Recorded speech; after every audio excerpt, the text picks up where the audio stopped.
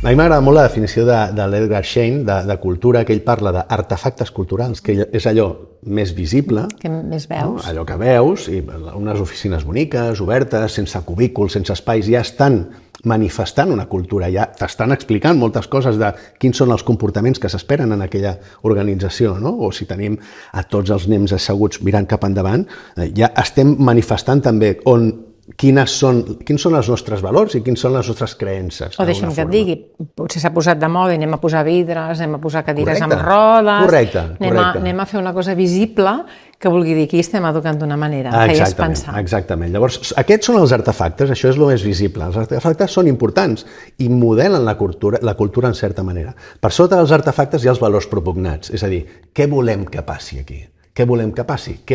Com volem que es comportin les persones? Bueno, doncs si tenim espais oberts, volem que les persones col·laborin, parlin entre elles, arribin, no?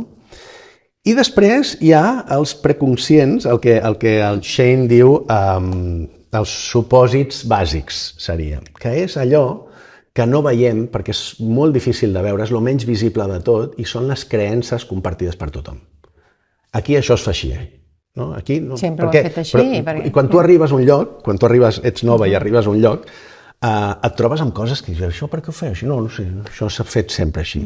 D'alguna forma, són les creences que estan com molt arrelades. I que sempre ens havia funcionat, o ens semblava que ens funcionava. Exacte. Llavors, la cultura es queda anclada en aquestes creences.